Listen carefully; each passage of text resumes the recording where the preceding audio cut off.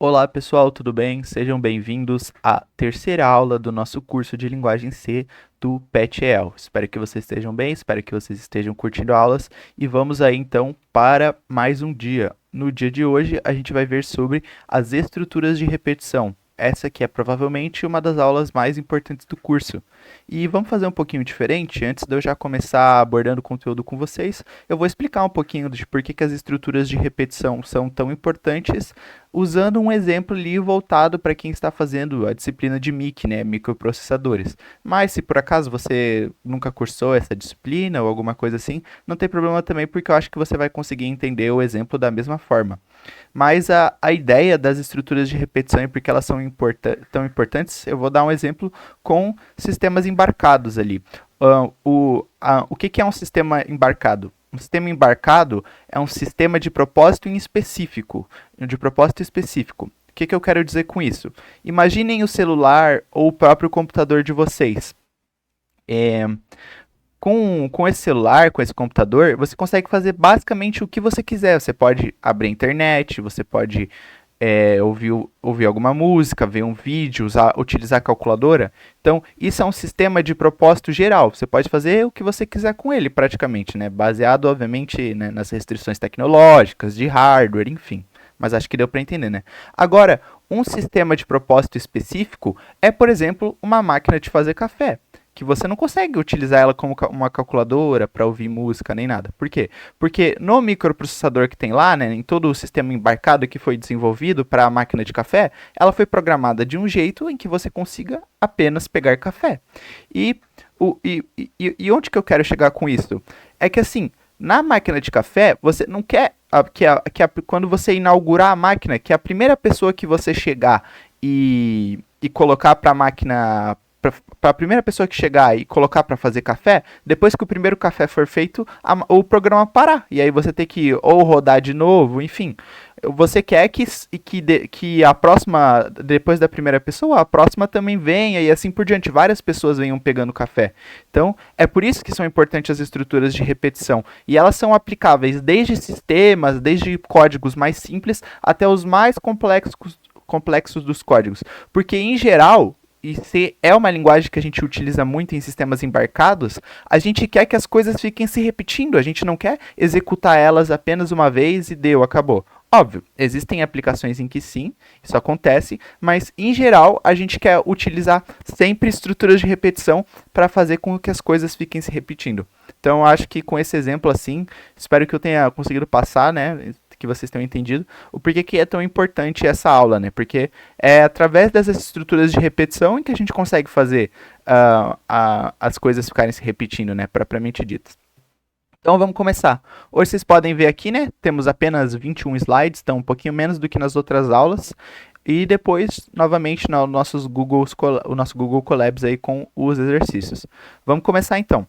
Conceito, né? Eu dei uma explicada por cima, mas vamos ler aqui. As estruturas de repetição são utilizadas para repetir algoritmos, de modo a evitar códigos muito grandes e confusos. E aqui nós temos, né, as 5 estruturas de repetição que nós vamos aprender, que é while, do while, for, break vem junto, né? Ele pode ser utilizado ali no while, no do while, daqui a pouco a gente conversa mais sobre ele, e o go to. Então, vamos começar falando do while. O comando while ele é utilizado em C quando você precisa repetir um código de bloco enquanto uma condição lógica for verdadeira. A condição lógica é sempre verificada no início, antes de cada loop. Então funciona assim, você tem um while e dentro tem tudo que você quer que seja feito. Então ele verifica se a condição que você colocou é verdade e se ela for verdade, ele executa o que está dentro do while. E ela sempre verifica antes do próximo loop. Então para que você continue nesse loop, a condição precisa ser verdadeira. A gente pode, inclusive, fazer um while true, ou seja, ele vai ficar executando basicamente infinito, a não ser que você utilize o break e tudo mais. No exemplo nos exercícios de hoje, vai ter um exemplo em que eu uso um while true com o break para vocês entenderem. Então, aqui tem, né, basicamente a sintaxe. A gente utiliza aqui uma variável que a gente declara como tipo inteiro e já inicializa ela com um valor de 0 e faz aqui, enquanto i for menor do que 5, a gente vai ficar printando o valor que i tem. E se a gente só parasse aqui, então imaginem que aqui onde eu selecionei esse i++ não tivesse, se a gente só tivesse deixado o código assim, a gente ia ficar printando o valor de i igual a zero infinito. Mas como a gente está fazendo i++, a gente está acrescentando mais um sempre a cada iteração do while. Então, a hora que ele chegar no valor de 5 vai ser a última vez, e a partir dali a gente não printa mais. Então, é essa basicamente a ideia. O do while. O do while ele é parecido com o while, mas tem algumas peculiaridades e utilidades bem úteis. Então, vamos lá. Você utiliza o do while quando o bloco de códigos ele precisa ser executado pelo menos uma vez, independente da condição. Ou seja, diferente do while, ele é uma estrutura de pós-teste. Ou seja, a gente verifica a condição depois da execução do bloco. Então, é bem importante isso, por exemplo, é bem aplicável quando a gente quer construir menus. Até o exemplo aqui que eu trago nos exercícios, quando eu vencer o conteúdo a gente vai ver, que uma das partes é construir um menu utilizando o do while, porque a gente quer executar pelo menos uma vez. Então, é para esse tipo de aplicação que a gente utiliza o do while. Então, aqui está a estrutura. Novamente, a variável inteira i igual a zero, e a sintaxe é assim, colocamos o do, abrimos as chaves, colocamos aqui dentro o que a gente quer que aconteça, né, no loop, e depois disso colocamos o while, e a condição para que fique repetindo. Ou seja, aqui é basicamente a mesma coisa. Enquanto o i for menor do que 5, a gente vai ficar printando ele. Faz basicamente a mesma coisa que desse while, só que utilizando o do while. Falando agora sobre for e break. Quando que a gente utiliza o for? O for ele é usado quando você sabe previamente ou controla explicitamente alguma dessas condições. A inicialização, a condição de parada e a atualização da variável de controle. O que isso quer dizer? Se a gente for comparar o for com o while a gente utiliza quando o parâmetro que a gente vai utilizar para controlar o loop, a gente não sabe como que ele vai evoluir, a gente não sabe se... a gente não consegue estar toda hora sabendo qual que vai ser o valor dele. Para esses tipos de casos, a gente utiliza muito mais o while. O for, não. O for a gente utiliza quando a variável que a gente vai utilizar para controlar o loop, controlar quando que o loop acaba, quando a gente sabe o jeito que ela progride, seja isso de, por exemplo, fazendo um i++, que é para você ir incrementando o valor dela de 1 em 1, ou de outras formas. Então, é nesse tipo de caso que a gente utiliza o for. Não à toa ele é ideal para contadores, né? Justamente por conta dessa lógica de que você sabe como que a variável que você vai usar para controlar o loop está progredindo. Então, essa aqui é a estrutura do for. A gente escreve o for, abre parênteses, coloca a inicialização, ou seja, a variável que a gente vai utilizar basicamente para controlar esse for. Tipo, então a gente poderia escrever aqui, por exemplo, int i igual a 0. A condição, ou seja, o for ele vai ficar acontecendo enquanto essa condição for verdadeira, e a atualização, ou seja, aqui a gente pode, por exemplo, fazer um i++ para atualizar, né, incrementar em 1 o valor dessa variável que a gente inicializou aqui. E dentro do for daí, né, a gente puxa as chaves e coloca o que a gente quer que aconteça enquanto a gente estiver nesse loop. O break. O break ele é utilizado para interromper imediatamente um loop, mesmo que a condição ainda seja verdadeira. Então, ele funciona em for, while, do while e switch. Essa aqui é basicamente a utilização do break. Então, a gente pode utilizar para casos específicos, por exemplo, em que existe algum caso específico do nosso problema em que a gente precisa sair desse loop antes, e por aí vai. É realmente bem aplicável, a gente utiliza ele ali no exemplo, como eu falei, para aquele exemplo em que a gente faz um while true. Ou seja, se a gente não utilizar o break, o while ele vai ficar se repetindo infinitamente. Então, o break é bem útil nesse tipo de caso. E aqui tem um exemplo de uso, né? Como eu falei, a gente utiliza um for aqui, iniciando a variável inteira i igual a 0, e o for ele fica se repetindo enquanto o i for menor do que 10, e a cada vez que ele executa, a gente incrementa ele em 1. Só que a gente tem uma condição aqui, que quando o i for igual a 5, a gente vai dar um break, ou seja, a gente vai sair desse for. Ou seja, em vez de imprimir até 10, que é o que esse loop aqui faria, na verdade ele vai imprimir só até o valor 5, porque na hora que a gente chegar em 5, a gente para no break, e aí não printa. Até fico na dúvida aqui, eu imagino que ele print só até o 4 na real, porque o break aqui, ele está, o if, né, e o break, ele está antes do print. Então, deve printar só até 4. GoTo. Então, pessoal, o GoTo, ele permite que o programa salte diretamente para um ponto específico do código, identificado por um rótulo ou label, né? Então, depende de como a gente chama. Nos dias atuais, a utilização do GoTo não é recomendada na grande maioria dos casos. Então, não é muito comum a gente utilizar GoTo. Mas no exemplo, nos exercícios de hoje, eu trago, né, peço para utilizar o GoTo para a gente possa treinar também, mas fica aí então adendo, né? Não é muito comum, né, no ser moderno a gente utilizar o GoTo. A não ser em algumas situações mais específicas e tudo mais, mas então, sempre que puderem, evitem o uso, tá bom? E aqui nós temos a estrutura, então iniciamos de novo uma variável inteira aí como 0, colocamos aqui o início, né, que é a rotina que a gente utiliza para o GoTo, colocamos o que a gente quer que aconteça e se o i, enquanto o i for menor do que 5, a gente volta para o início, ou seja, a gente vai ficar incrementando 5 e enquanto o i for menor do que 5, a gente sempre volta para o início. É basicamente assim que funciona. Então também vamos imprimir até 5 desse jeito, mais um dos jeitos aí.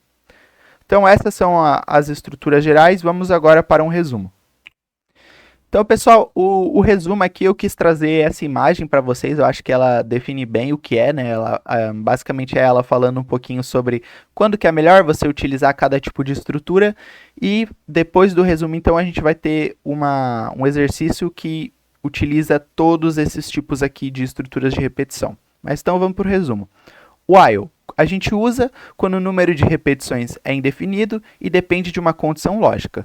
Do while utilizamos quando a gente precisa que o bloco execute pelo menos uma vez antes de verificar a condição inicial. O for quando o número de iterações é conhecido ou é controlado por um contador. O break a gente usa para interromper um loop antes da condição, né, que sustenta esse loop terminar.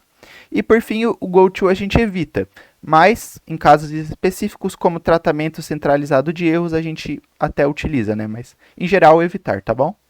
Então vamos agora para o nosso exercício. Pessoal, para a aula de hoje a gente tem apenas um grande exercício, tá? Então, ao contrário das outras aulas em que a gente tinha alguns exercícios menores, hoje é apenas um exercício, mas ele é bem completo, ele vai pegar todas as estruturas de repetição que eu mostrei para vocês agora há pouco e é um exercício assim de um nível mais médio comparado aos outros que a gente estava fazendo. Então vai ser bom para a gente poder praticar, entender direitinho a sintaxe de cada estrutura, desenvolver um pouco mais de lógica e tal. Então é um exercício um pouco mais complexo, por isso eu acredito que vai ser bem legal. Então recomendo, caso alguém não tenha entendido alguma parte, olhar com calma depois eu explicando a resolução do exercício e tentar fazer, né, gastar um pouco mais de tempo, porque como é um exercício mais complexo, a tendência é que você demore um pouco mais para conseguir codar, encontrar todos os seus erros, mas recomendo bastante que tentem desenvolver o exercício até o final, tá bom? Então, o de sempre, né, vamos rodar aqui o código para verificar se o C está tudo certinho aqui no Colab. Show!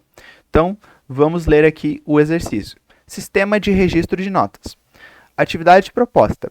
Você deve desenvolver um programa em C que simula um sistema de registro de notas de alunos. Esse programa deve permitir que o usuário cadastre várias notas e, ao final, mostrar algumas estatísticas. Aqui tem o que o sistema deve fazer. Ele deve permitir inserir várias notas de 0 a 10, parar somente quando o usuário decidir parar, ignorar notas inválidas, calcular a média da turma, a maior nota, a menor nota, a quantidade de notas acima da média e ter um menu que possa ser reiniciado sem fechar o programa.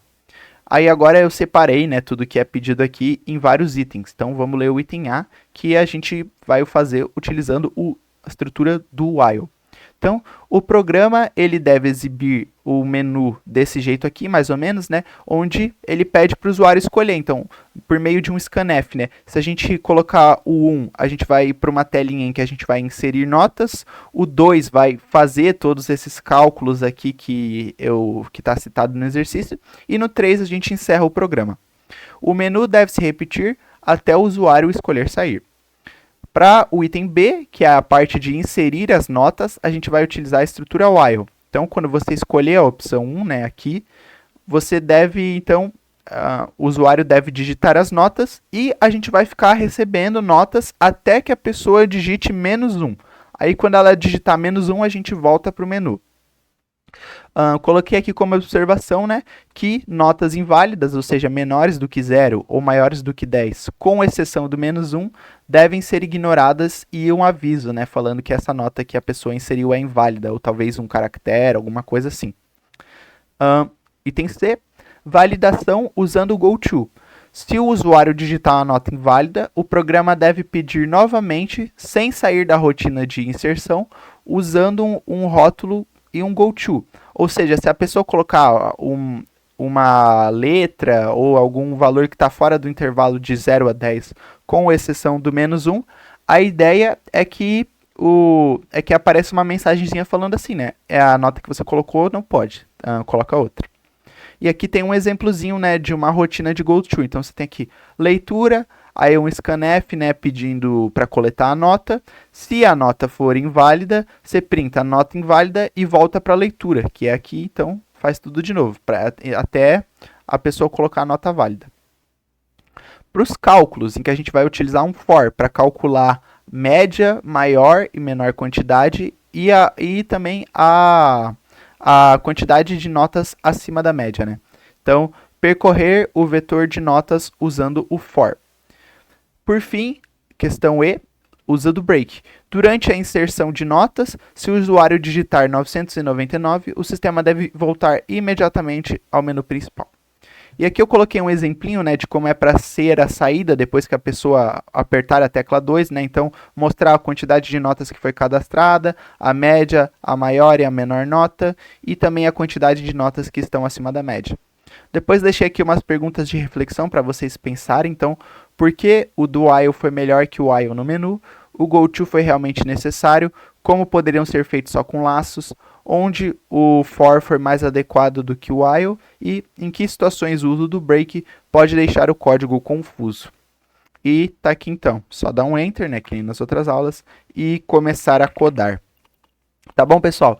Então, de novo, façam com calma, tentem bastante assim. Podem utilizar a inteligência artificial para ajudar vocês a encontrar erros, algum erro de lógica, alguma coisa assim. Obviamente não peçam para a IA resolver o exercício, né? Utilizem a ferramenta com sabedoria. Mas é isso, daqui a pouquinho então eu volto para mostrar a resolução feita. Ok, pessoal, voltei então. O código ficou com um tamanho bem bom, né?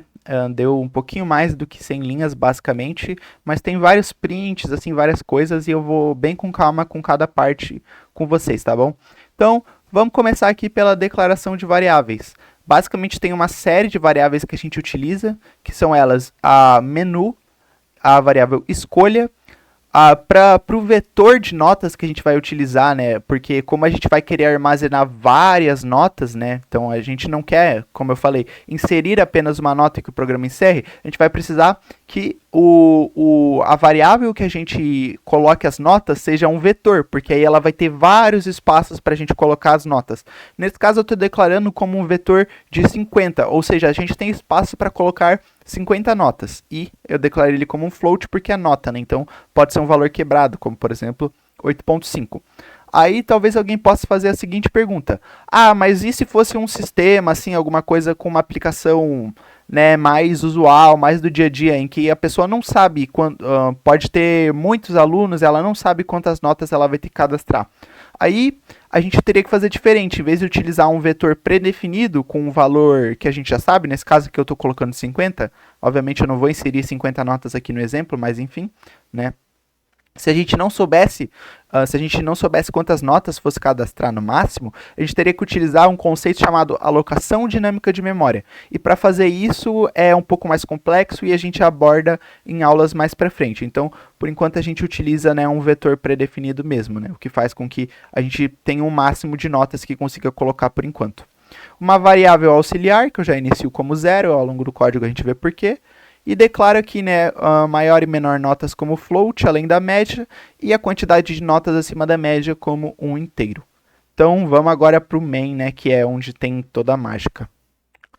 Ok, pessoal, então, no main a gente começa, botei o comentário aqui, né, fazendo o menu. E a primeira coisa que eu faço, obviamente, é um do while, né? Porque é assim que a questão nos orientou a começar. Então, isso vai ser executado sempre uma vez, pelo menos, antes de verificar a característica.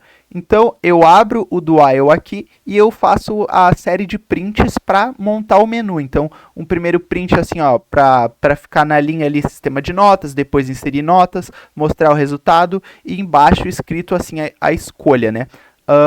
E antes da gente continuar descendo aqui na série de coisas que esse do while faz, eu vou mostrar qual que é a condição que encerra esse do while. Então, esse loop do while, dessa estrutura de repetição do while, ele vai ficar se repetindo enquanto a variável menu for diferente de 1. Vocês podem ver aqui que eu inicio... Opa, perdão, subi muito. Que eu inicio a variável menu como sendo 0. E ao longo desse código, por exemplo, deixa eu encontrar aqui. Se a pessoa escolhe 3, que é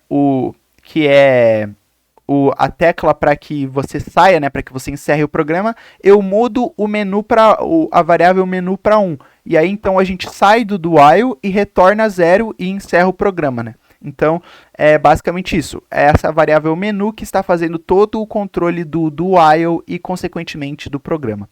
Então, vamos agora aqui para essa parte daqui. Ok, pessoal. Aqui, nessa parte que eu sublinhei, aqui estou sublinhando, é a parte em que a gente utiliza essa variável escolha. Notem aqui que ela é um inteiro. Basicamente, a pessoa tem 3 opções para escolher, né? 1 para inserir notas, 2 para mostrar aquele monte de cálculos, maior nota, enfim, e 3 para sair. Então, é isso que eu estou colocando aqui, ó. A gente está utilizando primeiro aquela questão lá de que foi abordado no exercício da última aula para verificar que a pessoa não vai colocar um caractere, por exemplo. Então, aqui no scanf, né, se ela colocar qualquer coisa diferente de um inteiro, por exemplo, uma letra, um hexadecimal, uma notação científica, o scanf não muda para 1. Ou seja, como ele é diferente de 1, a gente vai printar assim, ó, que a pessoa inseriu um valor inválido e aqui, como a gente está dentro de uma estrutura de repetição, o scanf não se limpa por si só. Então, se você digitar, por exemplo, um caractere, ele vai ficar acumulado no scanf e a gente nunca vai sair desse loop de ficar printando que o valor é inválido. Então, esse while getChar for diferente de alguma coisa nula e depois a gente dá um continue, essa parte aqui é para que a gente limpe o buffer do scanf e não fique printando infinitamente valor inválido se a pessoa digitar alguma coisa diferente de um float, de um decimal, perdão, de um inteiro, isso. Então, beleza. Agora vamos aqui para a lógica do se a pessoa escolher 1, ou seja, se ela quiser inserir uma nota. Ok, pessoal. Se a pessoa escolheu 1, quer dizer que ela quer inserir uma nota. Então, a primeira coisa que eu faço é printar, né, dizendo para ela inserir uma nota. E já deixo entre parênteses aqui que para voltar para o menu, ela tem que colocar o valor -1. E aqui a gente utiliza um while para fazer a inserção de notas. Dentro desse while, o que acontece? A primeira coisa é que a gente está utilizando um goTo para se a pessoa inserir uma nota inválida, por exemplo, -100 ou qualquer valor que esteja fora do intervalo de 10 a 0 ou -1. Então, aqui, né, se o scanf do que a gente está lendo em notas for diferente de 1, ou seja, se a pessoa não inseriu uma nota válida, a gente faz aquela mesma coisa, né? Se ela inseriu um caractere, por exemplo, a gente printa que ela tem que inserir alguma coisa válida, limpa o buffer daquele mesmo jeito e volta para o leitura. Então, acontece de novo. Aí vamos supor agora que ela não inseriu um caractere, mas ela inseriu um valor, por exemplo, -100, que também não está dentro do escopo do que a nota pode ser.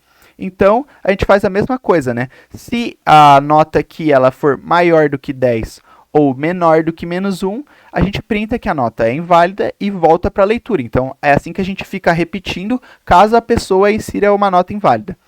Esse auxiliar é uma variável auxiliar que eu estou utilizando como inteiro e vocês vão ver que a gente utiliza essa variável para percorrer o vetor notas. Então, o auxiliar, ele basicamente corresponde ao tamanho do vetor notas, conforme a gente vai ver ao longo do código. próxima parte para caso a pessoa escolha um. Então, pessoal, eu esqueci de comentar, mas observem aqui que nos scanfs que a gente faz, a gente está adicionando o valor que nós estamos lendo ao endereço de memória do vetor notas. Só que pensem no vetor como uma série de quadradinhos, onde cada quadradinho vai um valor da nossa variável. E o lugar desse quadrado em que nós vamos inserir corresponde a esse auxiliar. Então, é por isso que tá desse jeito aqui. Nós estamos basicamente inserindo a nota no endereço de memória da variável notas, que é uma variável de tipo ponto flutuante, na posição do auxiliar.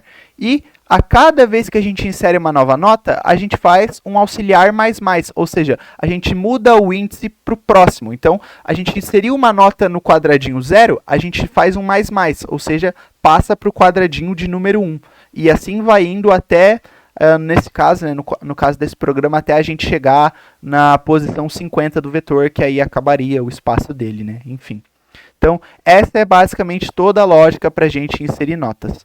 Então, tem aqui a lógica basicamente para onde a gente insere a nota e previne que o usuário não insira algo errado, né? Seja ele um caractere ou uma nota fora do intervalo.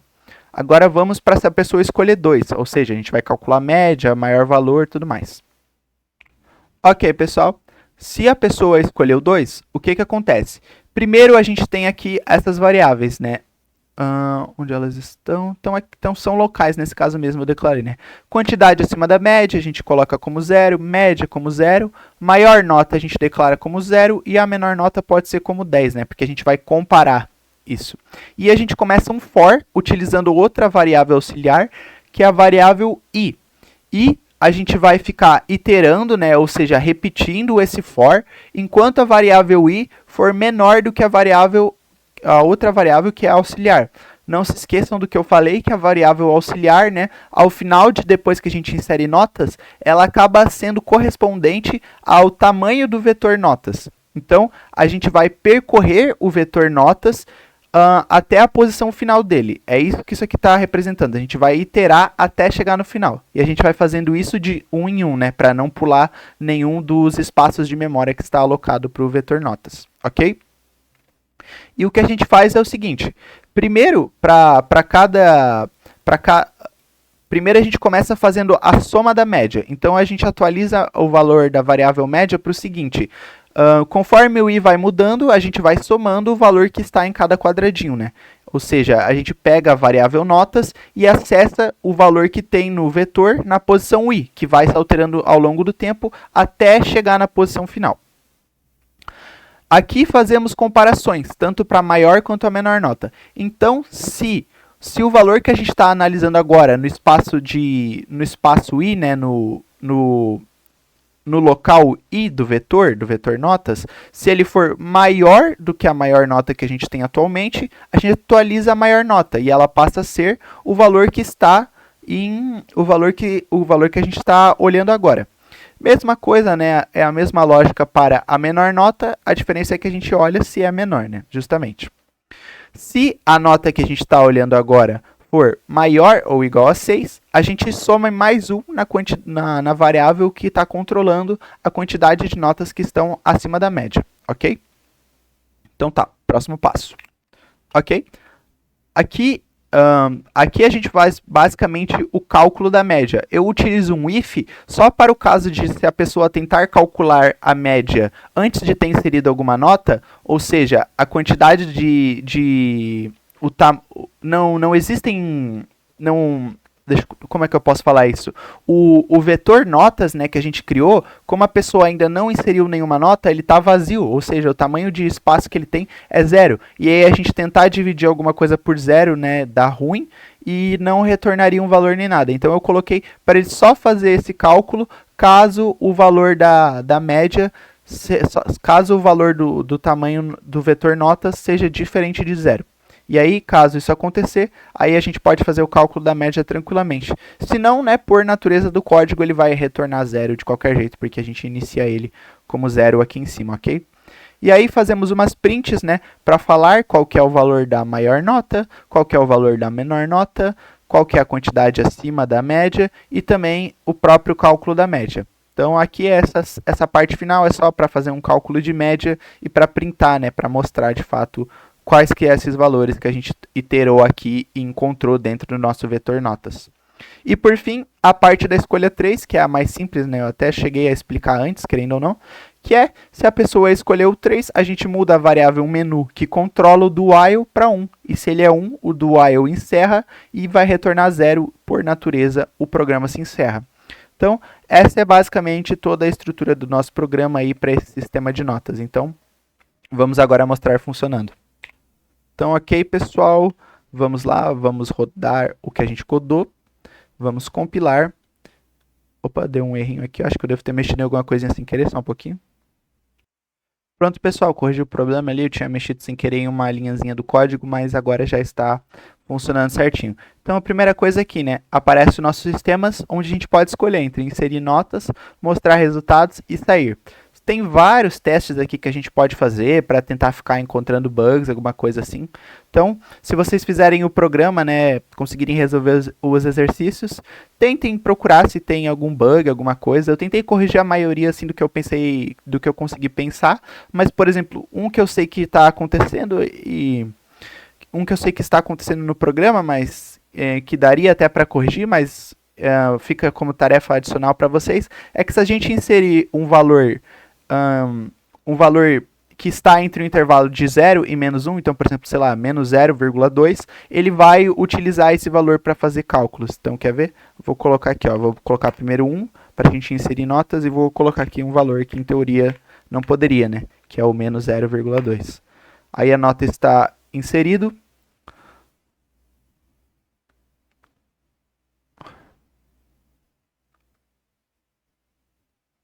Acho que é porque eu coloquei com vírgula, né? Vamos ver. Isso, eu tinha colocado com vírgula e não aceitou. Agora ele aceitou, então vamos colocar um menos 1 para sair. Vamos mostrar resultados. Tá aí. Então ele colocou, né, que a maior nota é 0 e a menor nota é menos 0,2, né? O que não poderia. A média da turma é menos 0,1, né? Não está certo. Então esse é um bugzinho que está ocorrendo. Mas enfim, tentem corrigir esse bug se vocês quiserem como uma tarefa extra ainda. Mas vamos sair agora então do programa, vamos iniciar de novo e vamos mostrar funcionando certinho agora. Então, inserir notas, 1. Vamos colocar algumas notas aqui. Vou colocar 6, 7, 8, 9, nota 10. Vamos tentar colocar uma nota fora do escopo para ele acusar que é inválido, podem ver. Nota inválida. Vou colocar agora um caractere. Vai falar que é inválido também. Vou colocar outra nota que vai agora. Aí ele aceitou, certinho. E vamos dar um menos 1 agora para fazer os resultados. Então, 2. E aqui ele calcula tudo, né? Vocês podem ver aqui. Então, a maior nota foi 10. A menor foi 4. São 5 notas acima da média. E aqui a média da turma é 7,3. E a gente pode voltar e inserir mais notas, inclusive. Então, deixa eu voltar aqui e inserir mais um 10, por exemplo. 10 está aqui. Aí agora dou um menos 1 de novo para voltar e vamos recalcular tudo. Então, mostrar resultados. Está aqui de novo, ó. Maior nota continua sendo 10 e a menor 4. Agora tem uma nota a mais acima da média e a média subiu um pouquinho. Então, está funcionando bem legal. E agora a gente pode sair aqui bem tranquilo. Então, tá bem funcional, tá bem legal assim, pessoal. Esse é o poder da linguagem C, criar esse tipo de sisteminha assim. Eu, pelo menos, gosto bastante, né? Então, vou dar uma outra pausa agora e voltar respondendo aquelas perguntas que tem na questão. Ok, pessoal? Por fim, vamos responder então as perguntas de reflexão. Por que o do while foi melhor que o while no menu? É justamente, né, por causa dessa questão de que a gente quer garantir que ele seja executado pelo menos uma vez, né? Caso a pessoa quiser abrir o sistema, mas tiver abrido sem querer, por exemplo, e quiser já começar fechando ele, isso ocorre, né? Mas desse jeito a gente garante que pelo menos uma vez o sistema vai ser aberto e evita bugs. O goto foi realmente necessário? Como poderia ser feito só com laços? Então, essa parte vocês também podem fazer com uma outra tarefinha extra, eu não vou mostrar aqui codando, mas, como eu falei, não é realmente necessário. Inclusive, enquanto eu estava desenvolvendo, né, enquanto eu estava codando para resolver o exercício e mostrar para vocês, eu tinha me esquecido dessa parte do GoTo e eu resolvi primeiro sem utilizar ele. Então, é completamente possível fazer sem ele.